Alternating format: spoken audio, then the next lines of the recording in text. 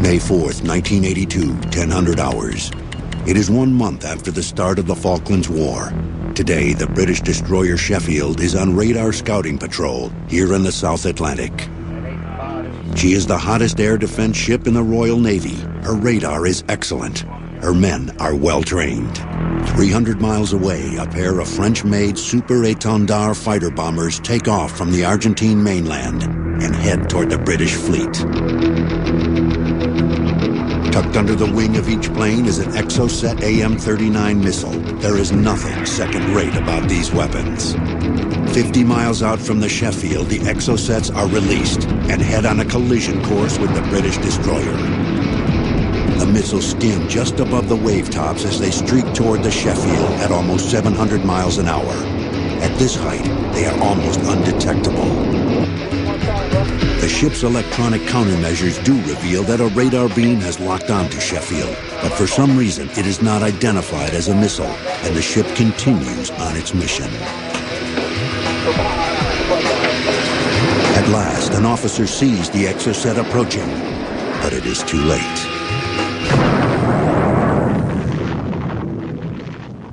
One of the two missiles slams into the Sheffield. Its warhead fails to detonate, but the missile's unused fuel sets off an inferno. 21 men die in a vain attempt to save the ship. 6 days later, the charred and listing hulk of the destroyer will finally sink. The Sheffield disaster is a wake-up call for naval leaders around the world. Without a missing piece of the defensive puzzle, high-tech ships are sitting ducks. Armed with missiles like Exocet, even a Bush League enemy can kill you. The missing piece of the puzzle is stealth engineering. The proliferation and the increasing sophistication of anti-ship cruise missiles has been one of the big wake-up calls for naval architects and for navies alike. And if we look at incidents like the loss of HMS Sheffield, we can then see the potency that the modern sea-skimming anti-ship missile provides for a hostile force. The American Navy and her allies got the message of the Sheffield loud and clear. Push the boundaries of space-age technology to get ships off enemy radar screens. In short, make ships stealthy or die. The direct result of this wake-up call is a whole new generation of naval vessels, stealth ships, which are now in deployment or already deployed at sea. They are ships that can hide as well as they fight. They look different and perform different, but all share the same means of survival. They seek to make themselves invisible to the enemy. America's Arleigh Burke destroyers have eliminated even the smallest shapes that can attract missiles. The Norwegian Shoal races over the water on a cushion of air and with a startling form that can deflect enemy search radar. The sleek lines of the Swedish Visby class are created not with steel, but with non-magnetic carbon fiber panels, perfect for avoiding the menace of floating mines. The German Mako frigate vents its exhaust under the ship to avoid smokestacks that attract heat-seeking weapons. But such ships are only the opening moves in a deadly game of stealth. The future will bring radically different ideas to the world's navies. The British Sea Wraith may bathe its hull and decks in water to eliminate heat that can reveal its position. And the amazing Sea Shadow has already shown the American Navy how future designs may use radically different hull shapes to stay alive. Modern missiles, mines, and torpedoes have ratcheted up the threat to men of war. But the challenge of applying stealth technology to ships is as old as warships themselves. The sea is a featureless surface. It's not got terrain, not got hills or valleys or forests to hide in or swamps or mountains. Some early warships used fog banks to stalk their prey. In the 5th century BC, a Greek fleet hid behind an island to successfully spring a trap on a stronger Persian fleet at the Battle of Salamis. But tricks that worked with weapons such as arrows or smoothbore cannon don't cut it in a world of modern weapons. By the time the 20th century rolls around, ships are changing. We clearly have long-range guns that can fire out to the end of the horizon, in fact, even just over the horizon. As the world plunged into war in 1914, England and later America turned to camouflage paint schemes to fool the Germans' big guns and U-boats. Instead of seeing the nice, neat outline of a ship, you wanted him to see all sorts of shapes and lines, black and white, so that he wouldn't know quite which way the ship was going or where the bow was. He needed that information in order to estimate the speed of the ship to launch his torpedo. World War I also saw another form of stealth deception by the Allied forces, Q-ships. These gunboats masqueraded as unarmed merchantmen until a U-boat surfaced to kill. Then, their hidden deck guns opened fire on the unsuspecting sub. This early form of stealth sent 11 U-boats to the bottom. During World War II, camouflage continued to play an important part in disrupting enemy submarine attacks. But it was an older stealth technique that proved critical to survival of the American fleet at the world's last great naval surface battle, Leyte Gulf. In October 1944, Japanese battleships crept through the Philippine Straits to pounce on a lightly defended force of small American escort carriers. Only a few U.S. destroyers stood between the carriers and the bottom of the Leyte Gulf. The outnumbered destroyers lay down a smokescreen that would avert disaster for the American ships. The much weaker American force is able to make a run on the surface over a 2.5-hour engagement, even though they're radically overmatched. A really splendid example of the use of stealth and concealment to protect a force on the surface. But one huge technological breakthrough during World War II would change forever the nature and importance of stealth tactics. By the mid-1930s, British scientists had produced the first practical radar system. By 1939, England had established a chain of radar stations along its coast to defend against German bombers. And radar was soon being installed on British and American warships. When radar came onto the scene in the late 1930s, it totally changed naval warfare. If you think of a way a warship works, somebody standing on the deck can perhaps see 13 or 14 miles with a pair of binoculars. With radar, you can see 60, 70, 100 miles. And of course, later on, when you start putting radar on airplanes, you can see much, much further, several hundred miles away. By the 1970s, the Soviet Navy was the largest in the world. Its ships bristled with radar-guided missiles, and new technologies were joining radar to offer new threats to ships at sea. Advanced sonar, magnetic imaging, and infrared detectors created new and devastating sensors that could direct missiles to targets. By the 1980s, American naval architects were working on a stealth warship that would counter enemy radar. The Air Force was already creating stealth designs that would ultimately become the B-2 bomber and the F-117 attack aircraft. Making a 65-foot-long airplane invisible to radar was feasible. But the Navy's challenge would prove more difficult. The problems of building a stealthy warship 10 times as long and weighing 9,000 tons challenged the imagination of designers. The lives of future sailors would depend on building new warships that can sail in safety behind the protection of stealth. The British Type 45 is the first warship to include email and entertainment systems within the mess decks. It is also the first Royal Navy vessel to include gender-neutral living spaces to accommodate male and female crew members. Modern Marvels will return in a moment. We now return to Stealth and Beyond, Sea Stealth on Modern Marvels. As the 1980s passed, the U.S. Navy frantically searched for stealth technology that could counter the super-sensitive sensors of their Cold War rival, the Soviet Union. The new ships on the drawing boards would need to be the most powerful and lethal in naval history. As important, they would need to rely on revolutionary stealth designs to protect them. But in 1991, a new Russian revolution changed the rules of the game in naval warfare overnight. By the late 90s, much of Russia's navy lay abandoned or helplessly tied to their piers for lack of money. The worldwide threat of Russia on the high seas was history. With the end of the Cold War, the mission of America's Navy would undergo strategic changes. A dramatic shift away from deep-sea military activity has made the stealth race more critical than ever. What we've seen in the last 15 years is a wholesale shift away from the open ocean blue water standoff that was there between the former Soviet Navy and the US and its NATO allies.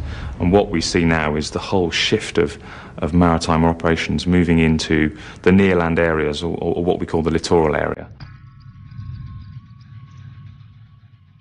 The term littoral refers to waters bordering coastal regions. Straits, bays, gulfs, and small seas are now the object of U.S. naval strategy. These littoral regions may range from half a mile to 100 miles offshore. The Navy's evolving mission in these shallower inshore areas include air operations, cargo delivery, gunfire support, mine clearing, and the support of special operations like SEAL team landings. The threat of going mano a mano with hundreds of Soviet warships may have vanished. But pulling off new missions in these littoral waters presents new threats from countries with even the weakest of navies. Terrorists in small rubber boats can now threaten our greatest warships, as evidenced by the attack on the USS Cole in October 2000. Those countries do have the ability to inflict great damage through what were unconventional means 20 years ago. Small boat swarm attacks on our ships, coastal missile sites with coastal radar sites that, if you operate in the blue water, cannot reach you. But now when you have to take the fight into littorals, then you have to come within range of some of those systems. Now, even relatively poor nations can afford deadly radar and missile technologies that dangerously litter global weapons markets. The obstacles to building truly stealthy ships are well known. All ships moving through the water present signals or tracks of their presence. These tracks are called signatures. The most obvious signature is the shape of the ship itself. With nothing to hide behind, this outline is what is detected by the search beam of radar and is called a ship's radar cross-section or its radar signature. What people think of when the word stealth is mentioned is the appearance of the ship, and that's the shaping of the ship to reduce its radar signature.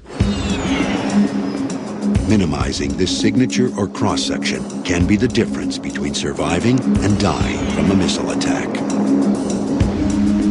Until recently, most warships made inviting targets for radar. The sides of the hull, the bulkheads, and funnels were all built at 90 degrees to the water, perfect geometric shapes to bounce a radar beam directly back to an attacking missile. Sailors who served in them were unaware that these ships were actually inviting a deadly attack. This is the model of the USS Spruance, the lead ship of the DD-963 class. It was designed in the 70s. Consequently, you see a lot of examples on this ship that are bad for radar reflectivity and bad for reduced radar cross-section. The exterior bulkheads run vertically. They hit the main weather deck at a 90-degree angle, creating a shape all the way along the intersection of the superstructure and the deck that is almost a perfect reflector for radars. The intakes for the turbines that are below in the engine room are covered by louvers, which have a design like open slats in the Venetian blind. That allows radar to get inside of the large air management system of this ship and reflect back in an almost perfect fashion to any homing missile that's seeking this ship out with radar. Radar cross-section isn't the only signature that betrays a ship's position. Modern infrared sensors rely not on radar waves, but on heat to reveal their prey. A steel ship on the water, because of its engines, because of its heating system, all combine to give a thermal signature, a heat signature to that ship. And of course, the engines have exhaust. You also have reflected heat. In sunlight, a metal shape will reflect heat. There are means of detecting that heat by infrared. One of the trickiest problems to overcome in building a stealthy ship is sound. All ships make noise as they move through the water, and noise in warfare can kill. Water is an excellent conductor of sound. A ship's machinery, particularly the propeller shafts running through the ship, send powerful sound waves to those who might be tracking her. Propellers also broadcast a ship's presence. The problem with propellers is that when they're going at high speed, they do what is called cavitate, which is basically bubbles exploding on the tips of the propellers. Propellers also create a large wake. This mass of bubbles floats in the water for miles behind the ship. They form a pathway that can be spotted by satellite, and that can also guide a speeding torpedo directly to its target. All of these signatures combine to transform ships into perfect targets. As sensors have increased in power and the weapons they control in deadly effectiveness, new ways to survive at sea are being sought. In a moment, we will enter a whole new world of maritime technology. It is a world that is creating new shapes, new ships, and new ideas for a stealthy future at sea. The U.S. Navy's Littoral Combat Ship, or LCS, is designed specifically for coastal defense missions. The LCS is able to operate in less than 13 feet of water, giving it access to thousands of more ports and coastal waters worldwide. Modern Marvels will return in a moment. We now return to Stealth and Beyond, Sea Stealth on Modern Marvels. She may look like a stealth fighter plane or something out of Star Wars, but she is a United States naval vessel. She is 162 feet long and cruises at 13 knots. But this remarkable prototype is like no other in the Navy. Her deck is empty of sailors. Her bridge lacks a steering wheel, and she sails with no superstructure or rudders. Her name is Sea Shadow, and she is turning stealth theory into reality. She is not often photographed up close, but we are getting a rare look at one of the first of a new generation of stealthy ships. Her eerie shape and remarkable propulsion and steering systems break the mold on how Navy warships of the future will look and operate. Sea Shadow certainly is different than any other Navy vessel. There are a couple of reasons that drive that. The reason for sloping the sides is to reflect the radar energy away. It's similar to taking a flashlight and shining it in a mirror. If you tilt the mirror back and shine a light at it, then it goes off in another direction.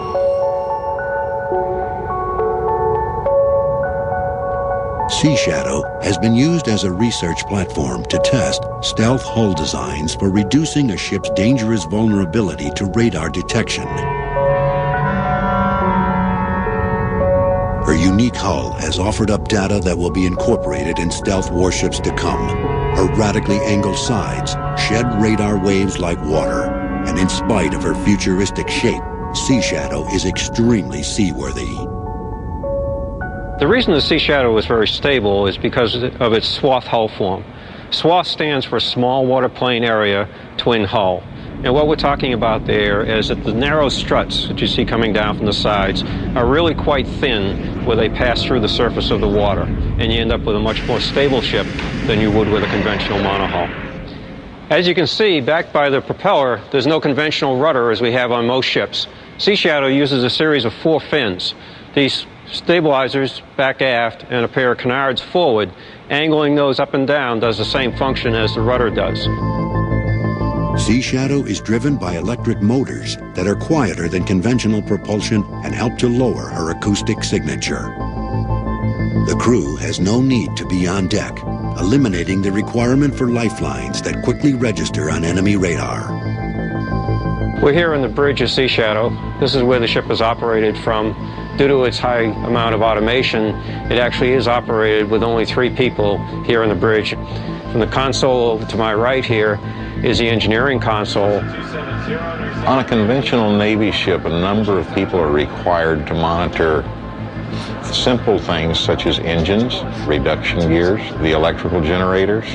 On Sea Shadow, one person can monitor all of those functions and more just through the power of the computer and the sensors that we have installed on board here. We have learned a lot from Sea Shadow, and we continue to learn all the time. The lessons that we're learning, I expect will lead us to new platforms. By building Sea Shadow, the Navy had more freedom to go off and explore more radical ideas and try out new ideas to see how effective they can be at helping to protect our ships. Sea Shadow was built only as a test platform, but she has broken numerous technological barriers and put into practice advanced stealth concepts such as underwater hulls, new propulsion, and advanced engineering. They will change forever the way we design warships. But we don't have to wait for the future to discover stealthier ships that can fool enemy sensors. One warship is already using stealth to stay out of harm's way. The DDG-51 guided missile destroyer is one of the world's most advanced and dynamic stealth warships. The class is named after World War II's most famous destroyer commander, Admiral Arleigh Burke. Powerful gas turbines drive the 500-foot-long Burke-class destroyers through the water at speeds of over 30 knots. Their advanced Aegis combat system includes the most powerful air search radar in the world. Burke is an arsenal of immense firepower, equipped with 96 vertically launched anti-aircraft and Tomahawk cruise missiles. She also carries anti-ship missiles as well as torpedoes. Her 5-inch gun is capable of pulverizing targets over 60 miles inland. A Burke-class destroyer has all the weapons needed to kill any attacker that flies, swims, or threatens on land. But the most striking feature of the Burke-class destroyers is that they are the first American warships to actively try to do something about vulnerability to enemy sensors. We have principally used the shaping of the topside components in this ship to achieve lower radar cross-section. The bulkheads on the exterior of this ship none of them are vertical. They're all sloped relative to the center line of the ship or to the outboard profile of the ship.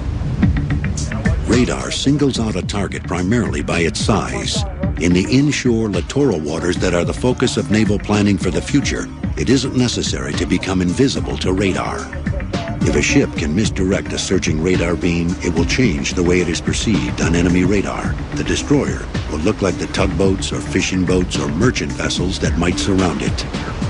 Here's just an example of what it looks like on the radar screen when one of the blips is a large vessel, and which is usually the key that someone uses when they're trying to find you or attack you.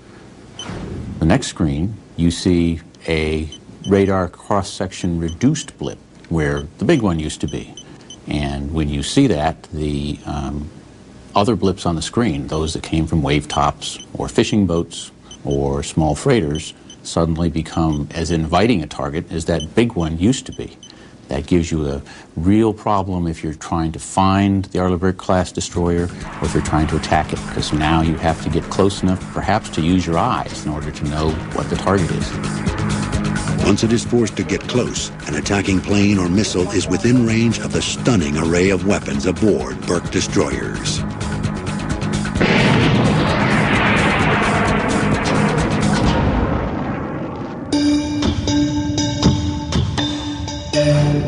Integrating stealth technology into the Arleigh Burke destroyer has been one of the most ambitious shipbuilding programs in history. In a moment, we will take an exclusive look inside this stealth project, which promises to revolutionize how we build, deploy, and defend our ships at sea. Construction of Sea Shadow was so secret, it took place inside a barge anchored off the coast of Southern California. Testing was conducted at night, with the barge keeping the ship undercover during daylight hours. Modern Marvels will return in a moment. We now return to Stealth and Beyond, Sea Stealth on Modern Marvels. For more than 100 years, warships have been built with straight sides, perfectly vertical superstructures, and right angles where the bulkheads hit the deck. Just the kind of ship enemy radar loves. The Arleigh Burke class of destroyers set out to break the conventional mold by turning its designers' far-fetched dreams into reality. Making a 9,000-ton warship that can hide as a small fishing boat is no easy task. It requires fresh thinking and innovative techniques. The first was to put her together like a giant set of children's blocks. There's actually 25 major assemblies that make up the Arleigh Burke class destroyers. So what we do is we take these individual assemblies and piece them together into larger assemblies, and we transport them down to the 600 area, which I'll show you next. At the next stage of construction, the stealthy lines of the Burke class begin to take shape. We're down in the lower part of the shipyard we call the 500, 600 area. This is where we actually erect the ship and piece it together. What you see here is the uppermost part of the ship we call the superstructure. And here is where you start seeing the specific angles that are of importance in terms of signature reduction. Obviously, the higher the ship is exposed up out of the water, the more concentrated you want to be in terms of lowering the signature. Flat sides and right angles are not the only shapes that can bounce radar waves directly back to an attacker. Round or cylindrical shapes can be deadly as well. One of the shapes that we really don't like on board a ship is a cylinder, like one of these. Cylinders are bad because no matter where you are on the horizon, from whatever direction, the cylinder always returns energy directly to you. So instead of taking these stacks, which is what these are for this ship, and putting them outside on top as they have been in classic designs, we're now going to put them up in this structure. Here they'll fit up inside that deck house piece on top of those little mixing tubes that you see. And then the stacks will be used to mix the hot air out of the engine exhaust with cold air it sucks in through those big openings, shoot it out the top of the stack. We cool our IR exhaust so that we don't have an IR signature issue. Once this structure is primed and painted out, we lift it up with this crane and then stack it up on top of the ship. So next we'll move around to the side.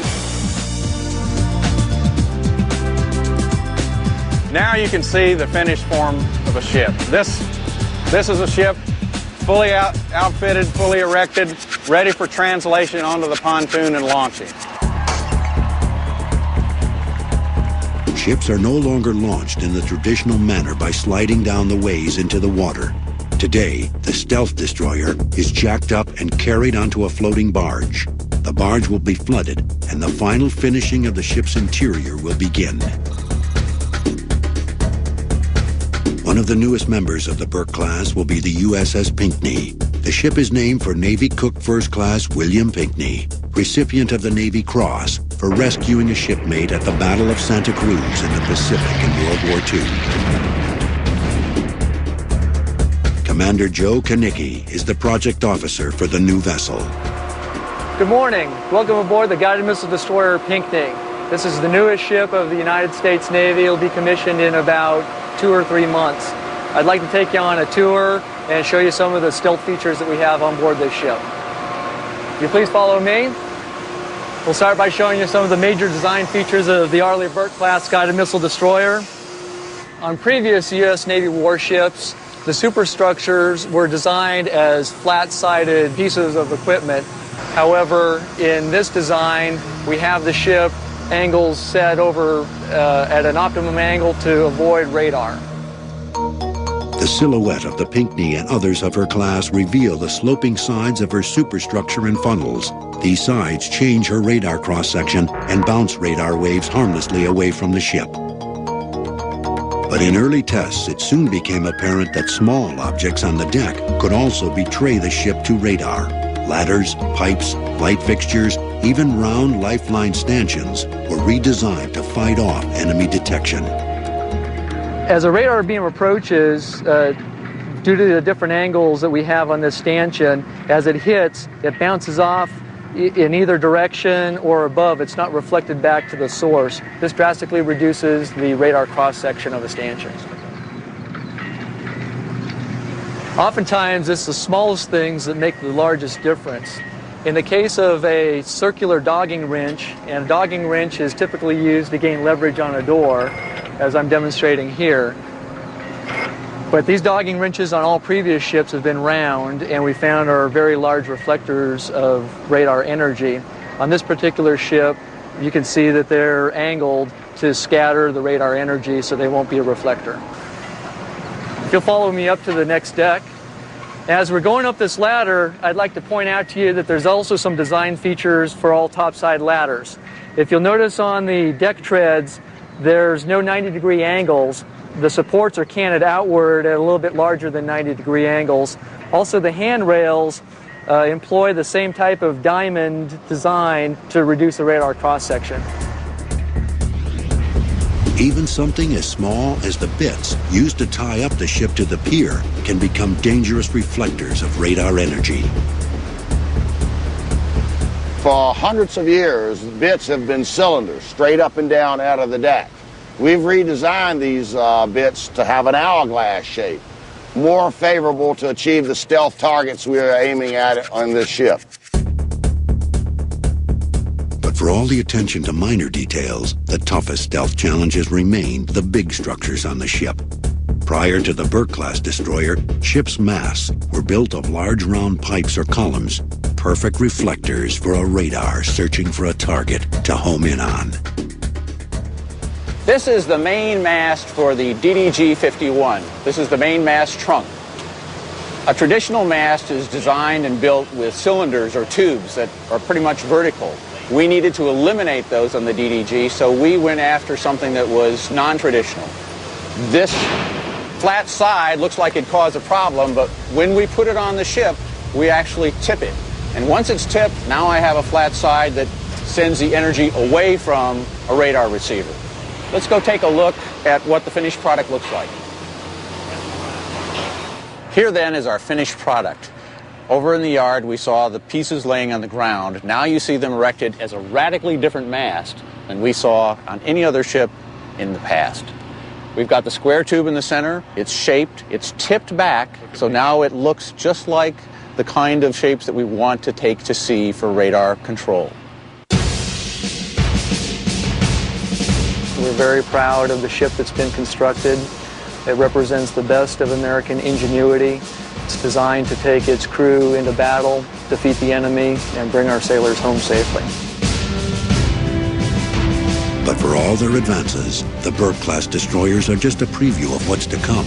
The future promises radically new designs that will push the look and performance of fighting ships to a new level of stealth and sophistication.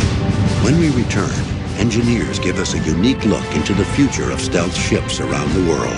Ships that look different, handle different, and fight different, taking warship design where it has never gone before. Besides their stealth capabilities, the advanced materials used on the Arleigh Burke-class destroyers are also designed to shield the crew from biological or chemical attack. Modern Marvels will return in a moment. We now return to Stealth and Beyond, Sea Stealth on Modern Marvels. America's Arleigh Burke guided missile destroyers are among the most sophisticated and powerful weapons of war ever created, but they represent only the beginnings of what lies ahead for stealth technology. On the banks of the River Elbe in Hamburg, Germany, the Blohm + Voss shipyard has been creating ships of all kinds for almost 130 years. It was here that the legendary battleship Bismarck was completed in 1940 and sent off to a rendezvous with the British fleet. And it is here that one of the world's stealthiest new ships is being built for the South African Navy, the Mako-class A200 frigate. She is 360 feet long and will drive through the water at just under 30 knots. But to an enemy's radar, she looks like a cod boat. To so dramatically reduce this A200's radar cross-section, the Germans have chosen a radically unique hull design. This new stealth ship is shaped like an X. A major design principle within the Miko, Blohm + Voss ships is the reduction of the radar cross-section by the so-called X-shape. The X-shape is a way of tilting the superstructure of the vessel in order to deflect the incoming radiation. Like the U.S., German designers are concerned about the infrared signature given off by heat escaping from the exhaust funnels. Infrared sensors can read this heat many miles from the ship. The Germans have solved the problem of hot funnels by eliminating them completely. As you can see here, we have no funnel. We have guided our exhaust direct underneath the waterline or direct via the stern to cool the exhaust gases with the seawater and get cool infrared and no hot spot. The Blumenvoss shipyard, like most in the world, continues to make ships from steel. But just across the Baltic Sea from Germany, the Swedes and Norwegians are pioneering the construction of high-tech ships made from a space-age material that is creating a revolution in stealth design. One of the results is the Swedes' stunning new class of warship called Visby. Named after a Swedish city, this sleek and speedy corvette not only looks different than any other in the world, it is also made differently. Its hull is formed not from steel, but from 2-inch thick carbon fiber panels.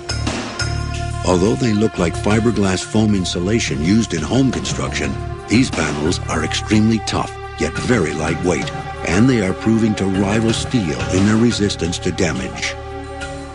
Composite is built up around the core of rigid foam of PVC. It's stiff, rigid, and doesn't absorb water. On each side of that core, we apply laminate. And the laminate is a combination of fibers of glass, and in the Visby case, it's carbon fiber. The carbon fiber laminate is glued onto the foam panels with vacuum pressure. Then the finished panels are cut to size with a high-pressure water jet. Much cooler, much easier than steel. The composite has been used to form the Visby into a stunningly original stealth shape, with angles that can bounce threatening radar signals away from the ship. The exterior of the ship is completely clean.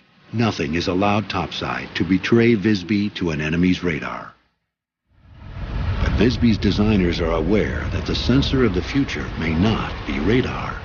Visby is powered by water jet propulsion that offers less noise for acoustic weapons to home in on, and special attention has been paid to eliminating heat to avoid infrared detection.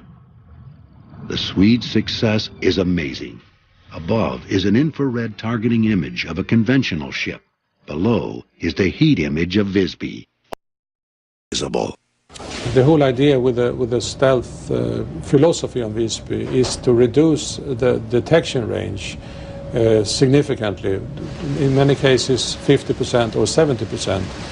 That allows the commander to decide if he wants to shoot or hide or wait or go into some other mode of operation. Another Scandinavian country is also pushing the envelope of stealth design. On a dramatic coastline, cut by narrow fjords and dotted with hundreds of islands, a new class of stealth ship lies waiting to defend Norway.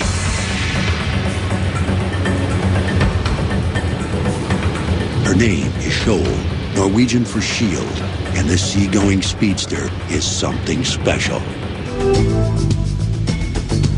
Skjold is driven by water jets at an incredible speed of over 50 knots. Just like the Swedes' Visby class, she is built of lightweight composite, and her hull and superstructure are also smooth and angled, offering a poor target for enemy radar. Skjold rides over the water on an air-cushioned catamaran hull. This new ship, compared to a conventional hull, has a lot of advantages. It has much higher speed. It has better seakeeping performances. This ship is hard to detect on a radar because it's built by stealth principles. But all of these innovative vessels offer only a hint of what stealthy warships may look like in the future. Work is already underway in the U.S. Navy to create a whole new generation of stealthy vessels. Leading the way will be a revolutionary ship that today is known only as the DDX. DDX will look unlike any other ship ever built. A radically slanting hull will deflect radar. Her decks will be barren of anything that could give away her presence. No sailor will normally be allowed on deck. For most of her crew, life aboard will be like serving in a submarine. Missiles will be dispersed and hidden in the ship's sides. Her mast will be stealthily concealed inside a sleek superstructure.